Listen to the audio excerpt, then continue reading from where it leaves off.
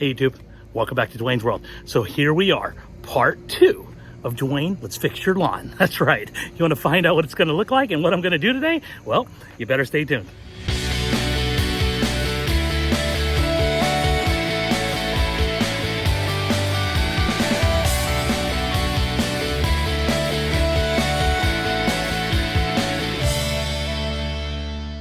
Alright guys, so it's been about a week since I threw down the Celicus to be able to take care of some of that spurge along with that horseweed. So let's go ahead and take a look here and see how well it's done after 1 week. Alright, as you can see there, it is practically dead. That's exactly what we're looking for. A lot of areas here. There's some spurge here. It's actually on its way to dying. Very exciting. This right here. Let me take you over to the other patch here that had a lot of this horseweed. Go ahead and take a look here. Again, more of that horseweed. But this is a great example here. Look how well the Celicus has done on spurge here. Definitely loving that. It's practically burnt to a crisp.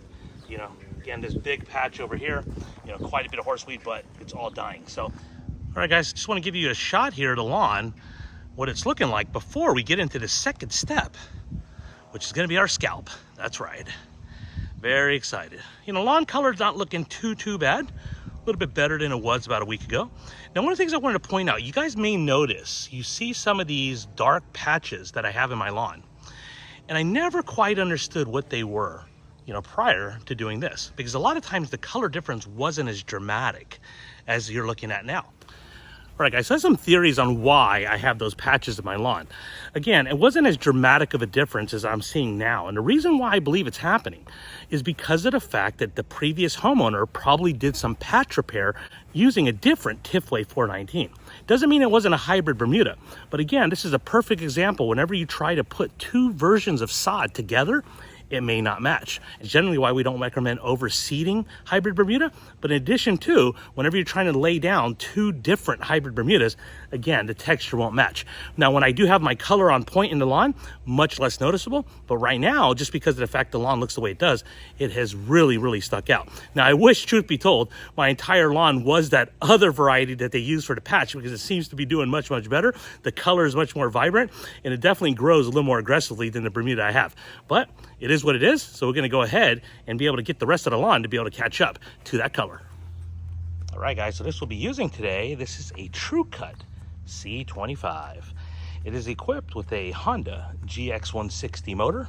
Absolutely love this motor, very reliable. Unfortunately, if you were to pick up a brand new Tru Cut today, you cannot find one with the Honda GX motor. They are now equipped now with the new Champs motor. However, this particular C-25 is equipped with a Real Rollers front groove roller. Absolutely love that roller. It stays looking good year after year. Now, this particular mower does not belong to me. This mower does belong to a buddy of mine who lent it to me so I can be able to take care of my scalp. And the reason why we love using the Tru Cut to scalp is just because it's an absolute workhorse. Actually power through some really tough and thick turf with really no problem. You know, Honda GX160 motor really gets it done. So this, again, we'll be using. Now, if you want to learn more about this C-25, I did feature it in my comparison video that I'll go ahead and link in the description below. So with that, let's get on to our scalp. All right, guys, so truth be told, my plan was to go ahead and just use the Tru Cut that I showed you guys to be able to handle the majority of the scalp, because it really does just power through a lot of the grass. But today, it's not powering through. And the reason why it's not powering through is because the reel to bed knife clearance is set way too tight. You have watched my real mower comparison video, I know you heard me talk about the ease of adjustment when it comes to reel to bed knife on the different mowers that I was featuring on that particular video, and the Tru Cut got a 1 out of 5. And this is exactly why it still gets a 1 out of 5. Heck, it may even get a negative, simply because of the fact I'm not able to use it. At least not right now. I'll probably do this in series, to be honest with you. I don't plan on doing this entire scalp in one day. It's just way too hot. But I kind of figured, let me get a mow in, a regular mow, using the Mclane. Then we'll come back and maybe start to take it down lower. Then we'll involve the California trimmer. And then we'll probably get back to the Tru Cut to be able to handle and finish off this particular scalp. But I don't want to let my lawn go any longer, just because of the fact that the grass is starting to get a little bit too out of control. And I'm already going to have a ton of clippings. So again, this one I'm just going to kind of go for a regular mow. We'll see what it looks like. And of course, as always, stay tuned. I'm going to show you the result after the mow.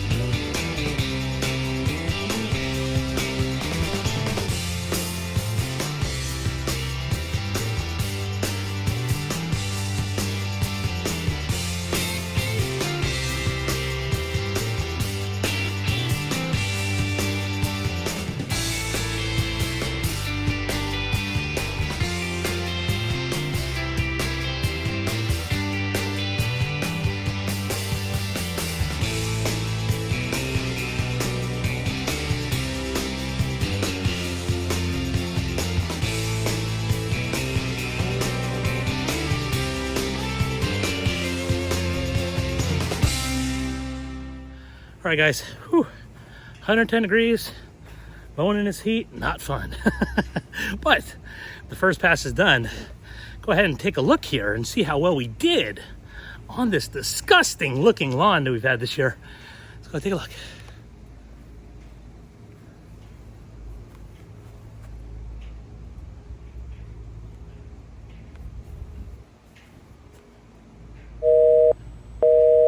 All right, guys, so when I started this YouTube video series, I really kind of wanted to show you guys how we can bring the lawn back to life. But after doing this, I think I realized something. All you need to do is spray down some Celsius, mow the lawn at 7/8, and you are done. The lawn looks great. Look at that. Come on, come on. But seriously, let me go ahead and turn the camera around. Thanks to the Mclane there, putting down some great looking stripes. Cannot complain, cannot complain. Now, don't get me wrong, the lawn is far from perfect. You see some bare areas over here, back here. This whole area, you know, against the concrete is like practically dormant. But overall, if somebody came by, I would not be embarrassed to show off this lawn. Now again, no fertilizer, just rain, but I think the secret sauce is 110 degree temperature. That's right. Bermuda loves heat. All right, guys, so I was thinking about running double stripes, cutting it down a little bit further, continuing my scalp. I'm tired. I'm gonna have to postpone it, but give it probably a day or so. You know, hopefully the grass doesn't grow back up to where it was, although it probably will. But I'm just gonna continue to water it. We'll let these weeds continue to die, and then we'll start to drop the height of cut. It's too hot today. So until the next video clip, we'll see you when we get there. For you, or for me, it's gonna feel like a little time, but for you, it'll be like that.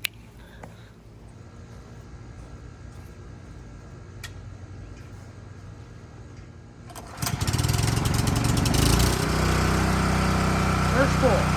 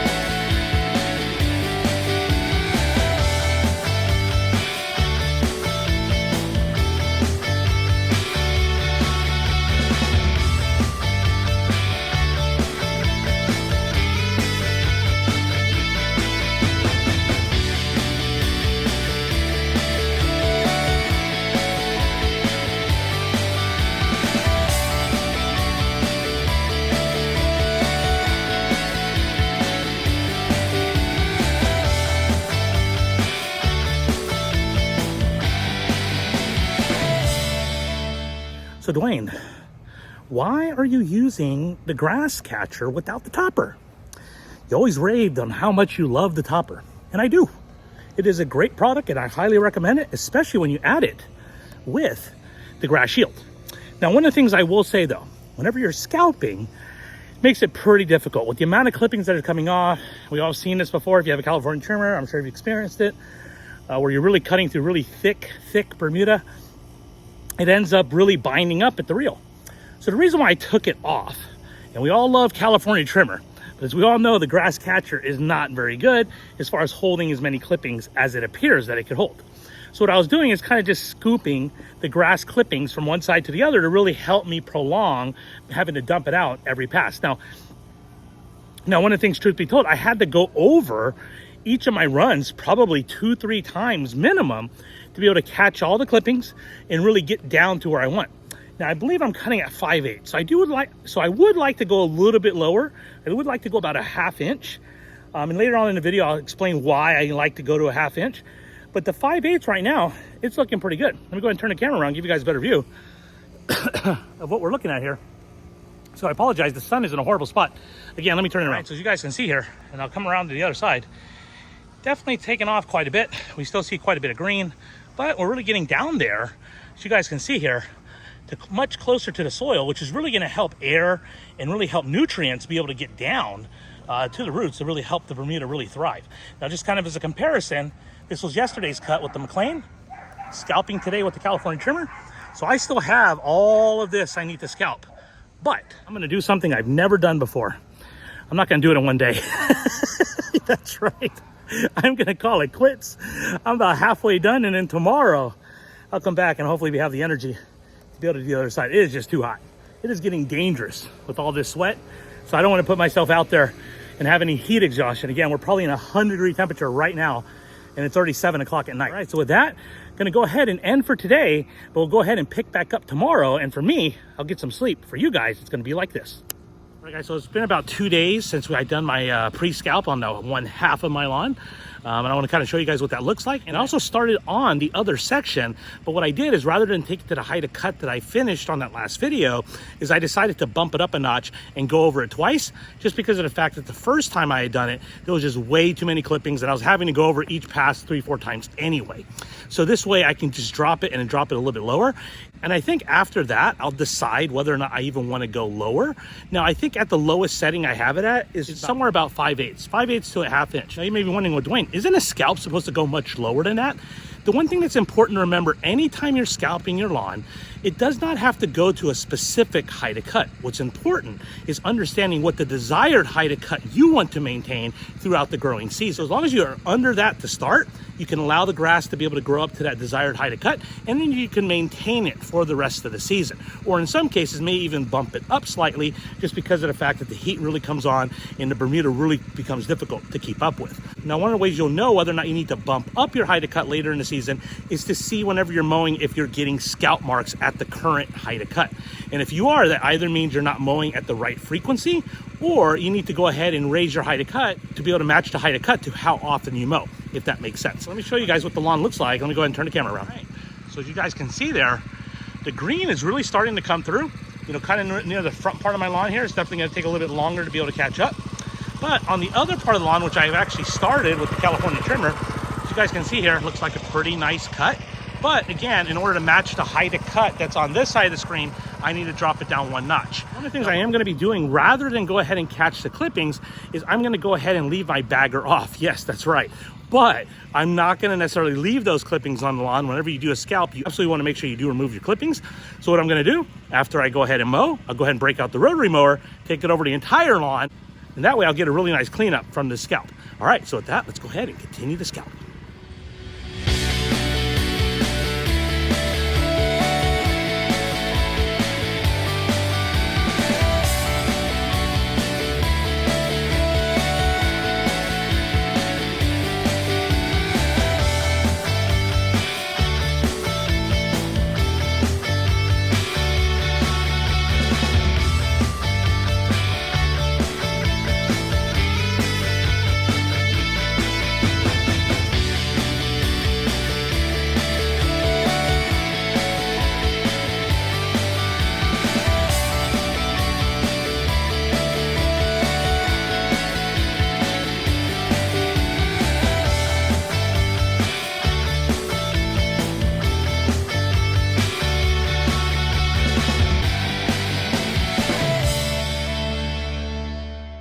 All right, guys, so I'm about 2/3 done with the lawn that I did not complete the other day.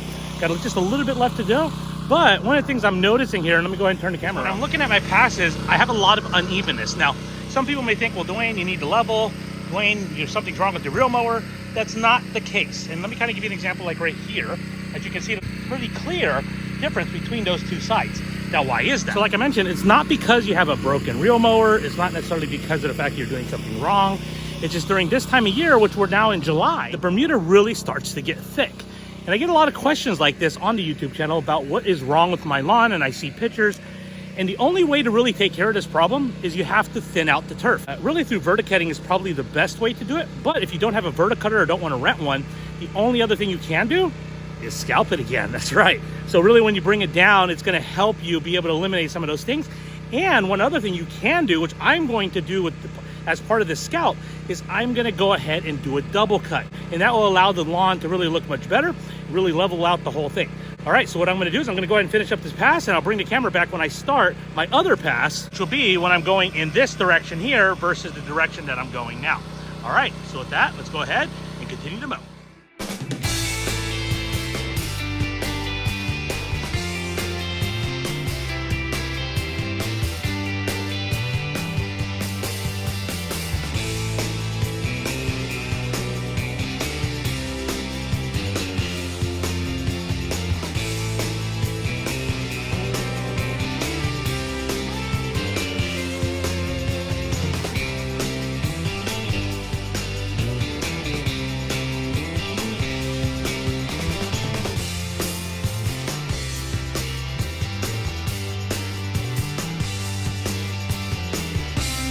All right, guys, whew, finally done with that double pass. Now, I know I didn't put as much on video, but it's just too hot to keep moving the camera around. But got my cooling towel, definitely helps out a little bit.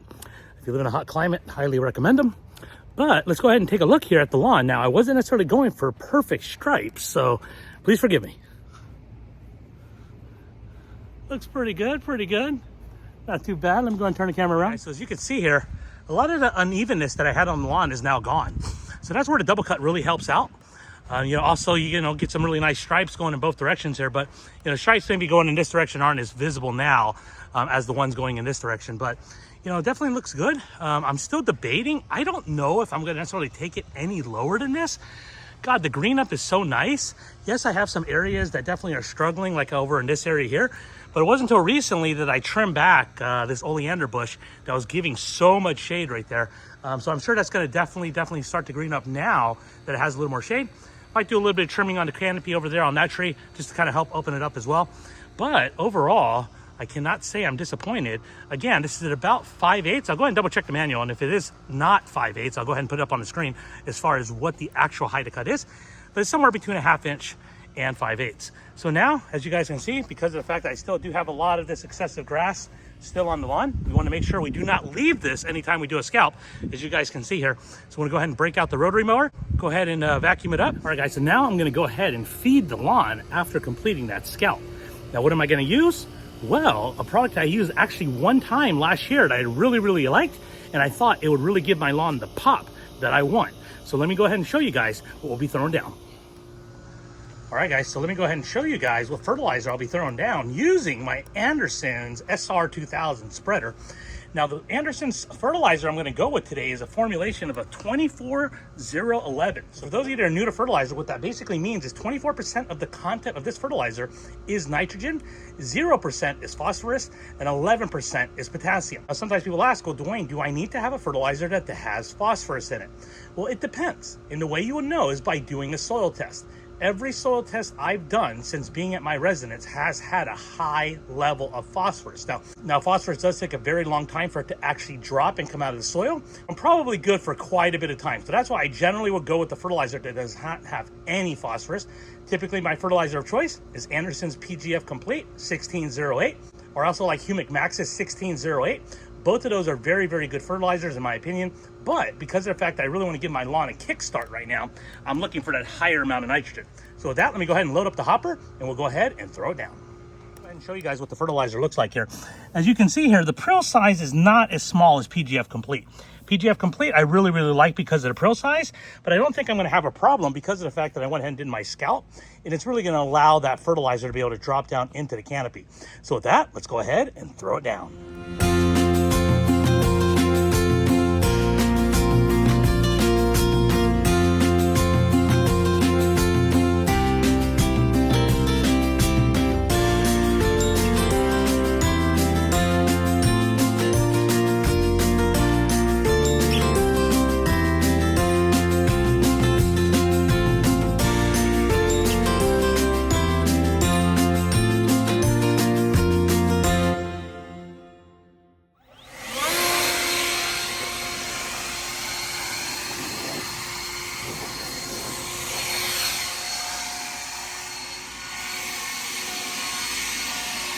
All right, guys, so just remember, after you go ahead and throw down that fertilizer, make sure you water it in. Now, I'm not going to have any rain here in Southern California, so we have to rely on irrigation. But nonetheless, it is very important that you do water in this fertilizer, so really you can activate it and go to work. All right, guys, so I think that's going to wrap it up for part 2 of Dwayne, Fix Your Ugly Lawn. That's right. But I'm very excited and very optimistic of what the lawn's going to look like. You know, please tune in for part 3, where I'll go ahead and show you guys the actual result of the 24-011 fertilizer I put down, along with the scalp that I did and all the hard work I put into my lawn over these last 2 videos. So definitely appreciate your guys' support. You know, if you guys could do me a favor, give me a like on this video, subscribe to my channel if you haven't already. And as always, be excellent and party on.